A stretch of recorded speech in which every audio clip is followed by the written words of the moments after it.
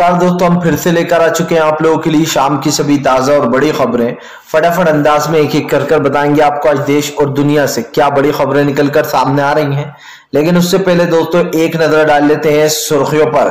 प्रधानमंत्री नरेंद्र मोदी के ऊपर गरजे राहुल गांधी, बोले फिलहाल देश को पूरी तरीके से बर्बाद कर दिया है मोदी सरकार ने, देश में रोजगार नहीं, इसके बारे में आपको बताएंगे।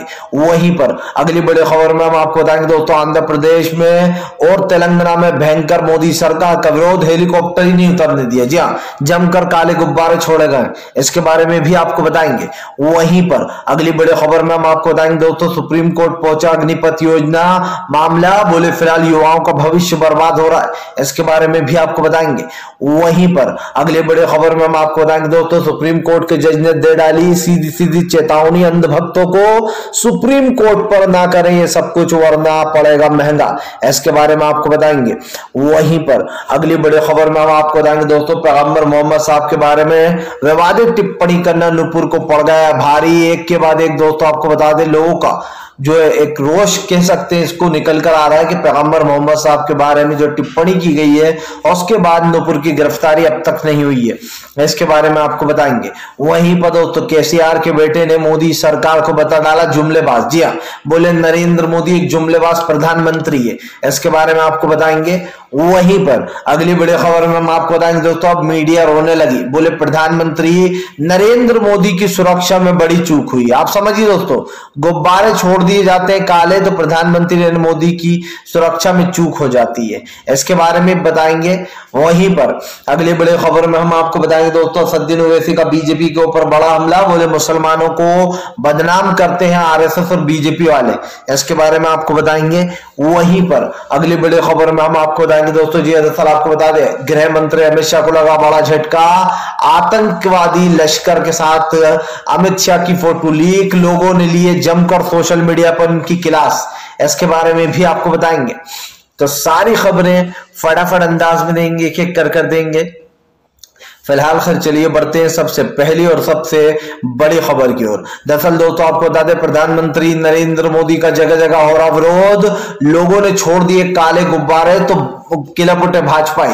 दरअसल दोस्तों प्रधानमंत्री ने कुछ अपनी ऐसी छवि बना ली है कि जहां भी वो जाते हैं उनका विरोध पहले ही शुरू हो जाता है। आपको बता दें, कल प्रधानमंत्री नरेंद्र मोदी दोस्तों अरुणाचल में प्रदेश और जो है यहाँ पर दोस्तों तेलंगाना पहुंचने वाले थे, लेकिन उनका आपको बता दें दोस्तों पहले ही विरोध हिमाचल में शुरू हो गया। हिमाचल में दोस्तों उनका इतना खतरनाक विरोध शुरू हुआ कि वहां के कार्यकर्ताओं ने जो यहाँ पर काले गुब्बारे छोड़ने शुरू कर दिए। आपको बता दें तेलंगाना में भी महिलाओं ने जो यहाँ पर अपने हाथ में काले गुब्बारे लिए थे और गुब्बारे लेकर मोदी सरकार का विरोध कर रही थी। लेकिन दोस्तों अब इस मामले को एक अलग ही मामला बना दिया गया, बोले प्रधानमंत्री नरेंद्र मोदी की सुरक्षा में बड़ी चूक हुई है। आप समझिए दोस्तों, नरेंद्र मोदी का अगर किसान विरोध करते हैं वो 2 किलोमीटर की दूरी पर खड़े होते हैं, आप समझिए, और उसके बाद भी प्रधानमंत्री कहते हैं कि मेरी सुरक्षा में चूक हुई है। ऐसे ही दोस्तों आप समझिए, तेलंगाना में इतनी दूर महिलाएं खड़ी होती है, गुब्बारे नीचे छोड़े जाते हैं, लेकिन अब कहा जा रहा है कि प्रधानमंत्री की सुरक्षा में बहुत बड़ी चूक हुई है। ऐसे ही सुरक्षा में चूक दोस्तों राहुल गांधी की हुई थी। अभी कैसे भारतीय जनता पार्टी के तमाम नेता दोस्तों जो विपक्ष का नेता होता है उसको पूरी तरीके से घेरने की कोशिश करते हैं, लेकिन दोस्तों नरेंद्र मोदी और विरोध का काफी जो है यहाँ पर याराना लगता है, क्योंकि भाई प्रधानमंत्री नरेंद्र मोदी जहां भी जाते हैं या तो उनको काले झंडे दिखा दिए जाते हैं या फिर उनके विरोध में काले गुब्बारे छोड़ दिए जाते हैं। इसके 2 रीजन ये दोस्तों कि प्रधानमंत्री की जो राजनीति है वो किसी के समझ में नहीं आती। प्रधानमंत्री की राजनीति दोस्तों सिर्फ इतनी ही है कि वो आप समझिए सत्ता को हासिल कर लेते हैं और उसके बाद देश में और राज्यों में क्या चल रहा है इससे उनको कुछ लेना देना नहीं है। जब वोट चाहिए होते हैं तो प्रधानमंत्री नरेंद्र मोदी अपील करते हैं और जनता से जो यहाँ पर ये गुहार लगाते हैं कि भाई उनको वोट दे जनता। जब जनता दोस्तों वोट दे देती है, कल उन्होंने किस विषय में लोगों से वोट मांगे थे और जनता को आज रोजगार की जरूरत है, लेकिन अफसोस की बात यह दोस्तों कि इन सारी चीजों से मोदी सरकार बहुत दूर है। चलिए बढ़ते हैं एक और अगली बिग ब्रेकिंग की तरफ। बता दोस्तों अगली जो बड़ी खबर निकल कर आ रही है आपको बता दोस्तों, अब आतंकवादियों से जोड़ा जा रहा है दोस्तों। आपको बता दे दावत इस्लाम को। दरअसल दोस्तों आपको बता दे राजस्थान की एक संस्था है, मुस्लिम संस्था, जिसको दोस्तों आपको बता दें आतंकवाद से जोड़ा जा रहा है। बोले राजस्थान की ये मुस्लिम संस्था, इसमें से जो यहाँ पर आतंकवादी निकलते हैं। आपको बता दें दोस्तों, इसको बेसिकली आपको याद होगा कि जो अभी सत्ता परिवर्तन हुआ था जो तालिबान ने किया था, उस संगठन से इसको जोड़ा जा रहा है। जबकि दोस्तों आपको बता दें वहां के मुस्लिम ट्रस्टी जो है उन्होंने साफ बोल दिया है कि फिलहाल हमारा संगठन कोई आतंकवाद को बढ़ावा नहीं देता, ना ही आतंकवाद सिखाता है, बल्कि हम कानून के दायरे में रहने वाले लोग हैं और कानून के हिसाब से चलते हैं। आपको बता दें टीवी 9 भारत पर उन्होंने साफ साफ आकर बताया कि कैसे जो है यहाँ पर दावत इस्लाम में लोगों को इस्लाम के बारे में बताया जाता है और जो है यहाँ पर सिर्फ इसमें अच्छी बातें ही सिखाई जाती है। बाकी अगर कोई जाकर कुछ भी गलत करता है तो उसको सजा मिलनी चाहिए, चाहे वो कोई भी हो। आपको बता दें दोस्तों, गोदी पत्रकार और मीडिया हमेशा इस फिराक में रहते हैं कि मुसलमानों को कैसे निशाना बनाया जाए। ये तमाम मीडिया दोस्तों 2014 के बाद से ही ये दंगा नाच कर रही है और इनको बढ़ावा देने वाली मोदी सरकार है। आप समझिए 2007 के बाद से देश में नफरत फैलाई जा रही है। प्रधानमंत्री नरेंद्र मोदी ने आज तक कैमरे के सामने आकर ये नहीं बोला कि हिंदू और मुसलमान कुछ नहीं होता, ये सिर्फ भ्रम है या फिर नफरत है। लेकिन बीजेपी बोलेगी कैसे दोस्तों? बीजेपी के नेता ही तो ये सब कुछ करते हैं और जब बीजेपी के नेता ही ये सब कुछ कर रहा है तो नरेंद्र मोदी अपने ही लोगों पर रोक थोड़ी ना लगाएंगे। मैंने पहले भी कहा है फिर कहूंगा दोस्तों, आज जो देश का में जो हरकतें हो रही है, जो खास करके जो विकास पर रोक लग रही है, ये इन्हीं लोगों की वजह से है। क्योंकि हमारे देश में दोस्तों अब हिंदू मुसलमान होता है, मंदिर मस्जिद होता है, कोई रोजगार की बात नहीं करता, महंगाई कम हो इसकी बात नहीं करता। और ये कारण है कि अगर सरकार इन मुद्दों पर बात नहीं करेगी तो जाहिर सी बात दोस्तों सरकार की बात सुनने वाला कोई नहीं होगा। फिलहाल यहां पर यह बात तो साफ हो जाती है दोस्तों कि प्रधानमंत्री नरेंद्र मोदी पूरी तरीके से एक्सपोज हो चुके हैं कि आज देश में दोस्तों मुसलमानों को बदनाम करने के लिए इस तरीके की चीजें की जा रही हैं। फिलहाल चलिए बढ़ते हैं एक और अगली बिग ब्रेकिंग की तरफ। बता दोस्तों अगली जो बड़ी खबर निकल कर आ रही है आपको बता दोस्तों, चंद्रशेखर राव, जी हाँ, केसीआर के बेटे ने साधा मोदी सरकार पर निशाना, बोले जुमलेबाज प्रधानमंत्री। आपको बताते चले दोस्तों, लगातार मोदी सरकार अलग अलग राज्यों में जाकर सरकारें गिराने का काम कर रही है और सरकारें गिराकर दोस्तों बीजेपी अपनी सरकार खड़ी कर देती है। लेकिन दोस्तों आपको बता दें भारतीय जनता पार्टी ने जमकर भारतीय जनता पार्टी पर गरजे केसीआर के बेटे, बोले प्रधानमंत्री नरेंद्र मोदी एक जुमलेबाज प्रधानमंत्री हैं जो कि सिर्फ जुमले दे सकते हैं और कुछ नहीं कर सकते। आपको बताता चलूं दोस्तों, अब असदुद्दीन ओवैसी के नाम पर वहां की सरकार गिराने की कोशिश की जा रही है। बोले केसीआर ओवैसी से डरते हैं। आप समझिए दोस्तों, बीजेपी या तो हिंदुत्व को सहारा बनाती है या मुस्लिमों को सहारा बनाती है। इनको पता है कि भाई ओवैसी मुस्लिम है और इसलिए ओवैसी का नाम लो और ये कहो कि भाई ये हिंदुत्व को बिल्कुल नहीं निभाते और हमें वोट दो, हम बिल्कुल हिंदुत्ववादी पार्टी हैं जो देश में नफरत फैलाते हैं। इसीलिए दोस्तों के चंद्रशेखर राव के बेटे ने कहा कि ये लोग जुमलेबाज है, इस देश का प्रधानमंत्री जुमलेबाज है जो सिर्फ जुमले ही जुमले बोलता है। मुझे याद है दोस्तों कि किस तरीके से प्रधानमंत्री ने 2014 से पहले क्या वादे किए थे और उन वादों को निभाया गया या नहीं। अगर आप उठाकर देखेंगे तो एक भी वादा पूरा नहीं किया गया। प्रधानमंत्री पर गरजते हुए केसीआर के बेटे ने कहा कि अगर दम है तो हमारी सरकार गिराकर बताए नरेंद्र मोदी जी। आपको बताता चलूं दोस्तों, प्रधानमंत्री नरेंद्र मोदी के मंत्रियों का यह कहना है कि फिलहाल बहुत जल्दी यहाँ की सरकार भी गिरा देंगे, मतलब यहाँ पर भी सरकार बना लेंगे। अब दोस्तों जो राजनीति चल रही है उसमें सिर्फ एक ही चीज दिखाई दे रही है और वो ये है कि प्रधानमंत्री नरेंद्र मोदी अलग अलग राज्यों में जाते हैं, वहां पर खरीद फरोख्त करवाते हैं। और दोस्तों गृह मंत्री और अमित शाह, ये दो नाम ऐसे हैं, गृह मंत्री अमित शाह और नरेंद्र मोदी, ये दोनों बाकायदा एमएलएफ को खरीदवाते हैं या फिर दोस्तों सीबीआई, एनआई या ईडी से डरवा कर उनको जो है सत्ता परिवर्तन करने के लिए मजबूर करते हैं। और वो लोग दोस्तों डर के चलते आप समझिए सत्ता परिवर्तन कर भी देते हैं। कई एक विधायक बेईमान होता है जो अपने लालच के कारण कई विधायकों को उड़ा ले जाता है और वो विधायक उड़ भी जाते हैं। सवाल यही है दोस्तों कि ऐसे दल बदलू नेताओं को वोट नहीं देना चाहिए जो आप समझिए अपनी ही पार्टी के साथ धोखा करें और धोखेबाज लोगों को दोस्तों कभी वोट नहीं देना चाहिए।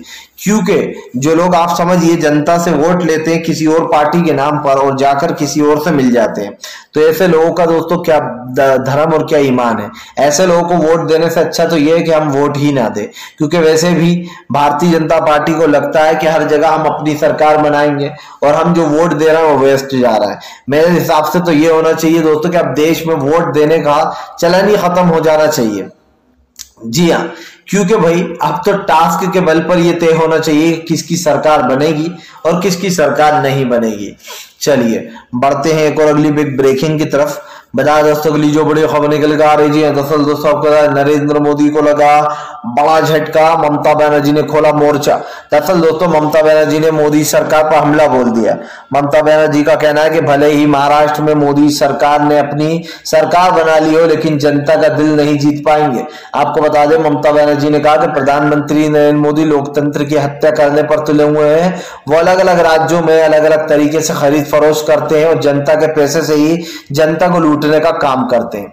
ममता बनर्जी ने कहा कि भले ही महाराष्ट्र में बीजेपी ने अपनी सरकार बना ली हो, लेकिन महाराष्ट्र की जनता का दिल नहीं जीत पाएगी बीजेपी। आपको बताता चलूं दोस्तों, बीजेपी अब महाराष्ट्र में भी वही करेगी जो अलग अलग जगह कर रही है। अगर कोई विरोध करेगा तो उसके ऊपर इस तरीके की कार्रवाइयां होंगी, लोगों को गिरफ्तार कर लिया जाएगा।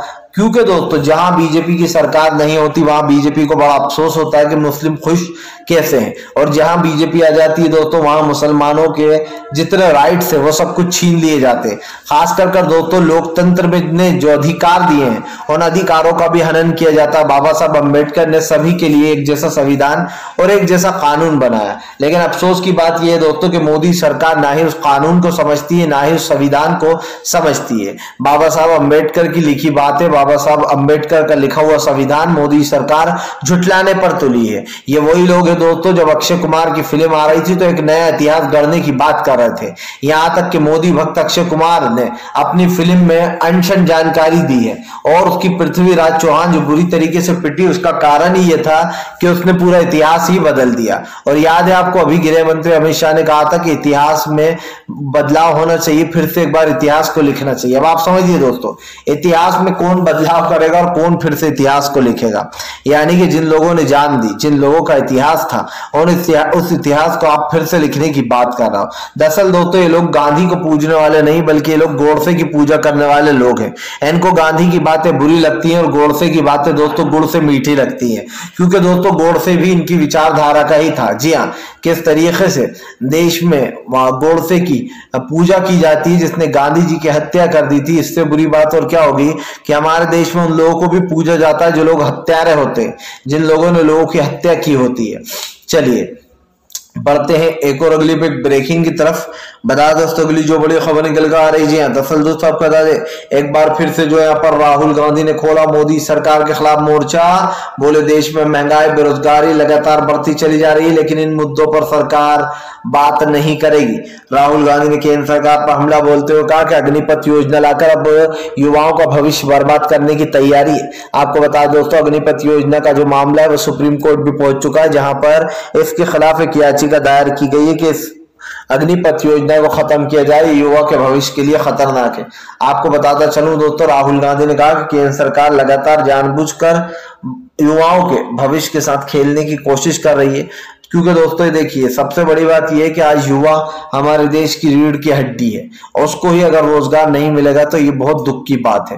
प्रधानमंत्री नरेंद्र मोदी न रोजगार के बारे में बात करते हैं ना कभी आकर लाइव कॉन्फ्रेंस करते हैं। मैंने भैया पहला देश का ऐसा प्रधानमंत्री देखा जिसने आज तक एक भी लाइव कॉन्फ्रेंस नहीं की, क्योंकि प्रधानमंत्री को डर लगता है कि लाइव कॉन्फ्रेंस करूंगा तो लोग मुझसे सवाल पूछेंगे, लोग पूछेंगे रोजगार क्यों नहीं दिया, लोग पूछेंगे आज इतनी महंगाई क्यों बढ़ती चली जा रही है। आपने तो 2014 में कहा था कि महंगाई कम हो जाएगी, पेट्रोल डीजल के दाम इतने कम कर दूंगा कि जिसकी कोई हद नहीं है। आपको याद है दोस्तों जब मनमोहन सिंह साहब के समय पे सिर्फ 70 रुपए लीटर पेट्रोल था तो ये लोग गला फाड़ फाड़ कर चीखा करते थे। जब गैस की टंकी एलपीजी की दोस्तों महज जो है यहाँ पर सिलेंडर 410 रुपए का था तब स्मृति ईरानी सड़क पर बिछ जाया करती थी और लेट कर हंगामे किया करती थी। लेकिन आज दोस्तों एलपीजी के दाम 1100 रुपए के लगभग पहुंच चुके हैं। लेकिन को आप समझिए स्मृति ईरानी कहीं दिखाई नहीं दे रही है। क्या दोस्तों इसको दोहरा चरित्र नहीं कहा जाएगा कि खुद की सरकार आई तो महंगाई आसमान को छुआ दी, और तर्क क्या दिए जाते हैं कि हम देश के विकास के लिए काम कर रहे हैं। तो भाई कांग्रेस भी देश के विकास के लिए काम कर रही थी, लेकिन आपसे कई ज्यादा कम दाम थे, तब भी बीजेपी वाले उसका विरोध किया करते थे। आज दोस्तों जरूरी हो गया है कि इस देश से सरकार को मिटा देना। अगर ये सरकार नहीं मिटी तो यहाँ की जनता जरूर मिट जाएगी, क्योंकि महंगाई, बेरोजगारी, भुखमरी हमारे देश पर ऐसी टूटेगी कि आप समझ लीजिए श्रीलंका से बुरा हाल मोदी सरकार हमारा कर देगी। और अडानी और अंबानी को जो सर पर बिठाया जा रहा है वो तो अलग ही है। चलिए बढ़ते हैं एक और अगली ब्रेकिंग की तरफ। बता दोस्तों, सुप्रीम कोर्ट ने अंधभक्तों को लगाई फटकार, बोले फिलहाल कोर्ट के साथ बदतमीजी नहीं चलेगी। आपको बता दें दोस्तों, नुपुर शर्मा वाले मामले में कोर्ट के जज ने फटकार लगाते हुए कहा था कि आज जो देश में हो रहा है वो नुपुर शर्मा की वजह से हो रहा है। लेकिन दोस्तों इसके विरोध में कई अंधभक्त कूद पड़े थे। अब आपको बता दें, अंधभक्तों ने सुप्रीम कोर्ट को ही गाली देना शुरू कर दिया, बोले नुपुर के बारे में क्यों गलत बोला। आपको बता दूं दोस्तों, नुपुर शर्मा ने पैगंबर मोहम्मद साहब के बारे में बेकार टिप्पणी की थी, और दोस्तों कहीं ना कहीं मुस्लिम समुदाय को टारगेट करने की कोशिश की थी। बेसिकली दोस्तों यहाँ पर नुपुर शर्मा के ऊपर अब तक 3 FIR दर्ज हो चुकी हैं, लेकिन नुपुर शर्मा की कोई गिरफ्तारी नहीं हुई है। पहला पॉइंट। दूसरा पॉइंट ये दोस्तों कि नुपुर शर्मा अब तक जो यहाँ पर गायब है, यानी कि एक तरीके से कह सकते हैं कि वो भाग गई हैं, और उनके खिलाफ कोलकाता पुलिस ने, यानी कि कोलकाता की जो पुलिस दोस्तों, उसने लुकआउट नोटिस जारी कर दिया है। अब आप सोचेंगे लुकआउट नोटिस क्या होता है दोस्तों? लुकआउट नोटिस होता है जहां पर आपको गिरफ्तार किया जा सकता है और आपको तत्काल में उस वक्त हाजिर होना पड़ता है, लेकिन उस वक्त भी एक नुपुर नहीं हुई, और इसीलिए अब उनकी गिरफ्तारी कभी भी, जिस दिन वो पकड़ी गई, उनकी गिरफ्तारी हो जाएगी। यानी कि दोस्तों नुपुर शर्मा की गिरफ्तारी तो नहीं होती, लेकिन मोहम्मद जुबैर के पीछे हाथ धोकर ये लोग पड़ जाते हैं। और मोहम्मद जुबैर ने क्या करा था दोस्तों?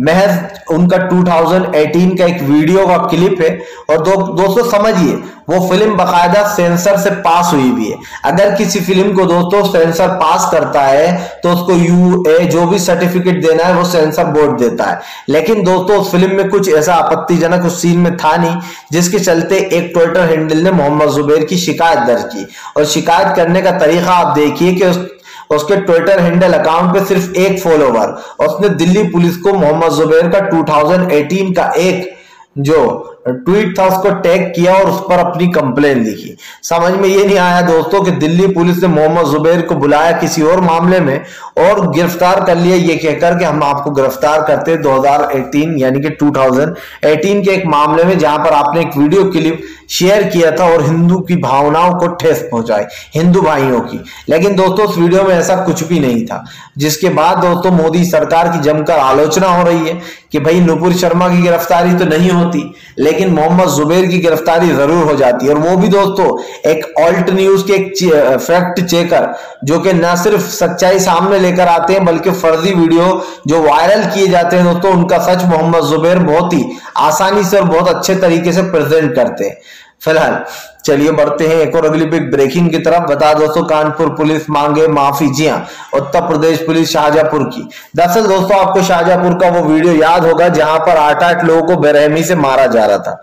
वो वीडियो तब का था दोस्तों जब हम शुक्रवार के दिन यानी कि जुमे के दिन दोस्तों जब पत्थरबाजी हुई थी और वहां पर उपद्रवियों को गिरफ्तार किया गया था। बहाना क्या लिया गया था कि हमने सारे के सारे उन लोगों को गिरफ्तार किया जिन लोगों ने पत्थरबाजी की है। यहाँ पर दो बातें सामने आती है। पहला तो ये दोस्तों, जब पुलिस के पास कोई सबूत नहीं होता पत्थरबाजी का तो वो इनोसेंट लोगों को उठा लेती है। इनोसेंट का मतलब दोस्तों जो बेचारे बेगुनाह हैं उनको उठाकर ले जाती है, ये बताने के लिए कि देखो हमने दंगाइयों को गिरफ्तार कर लिया। जबकि दोस्तों आप समझिए, जब 22 दिन बाद कोर्ट में इनकी पेशी हुई और कोर्ट ने पूछा कि आपके पास क्या सबूत है कि इन लोगों ने पत्थरबाजी की है, तो दोस्तों आप समझिए शाहजहांपुर पुलिस के पास कोई सबूत नहीं था और 8 के 8 आरोपियों को दोस्तों बरी कर दिया गया। यहाँ पर दो बातें सुनने में आती है दोस्तों, जब 8 आरोपियों को बेइज्जत बरी कर दिया गया तो उनके जो 22 दिन बिना किसी रीजन के उनको जेल में रखा गया, इसकी जिम्मेदारी कौन लेगा?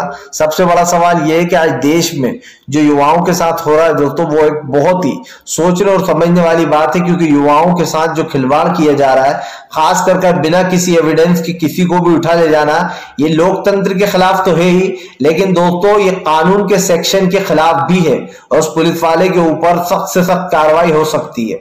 फिलहाल अगर आपको हमारा वीडियो अच्छा लगे तो इसको लाइक करें, चैनल पर पहली बार आए सब्सक्राइब जरूर करें ताकि इस तरह की वीडियोस आपको मिलती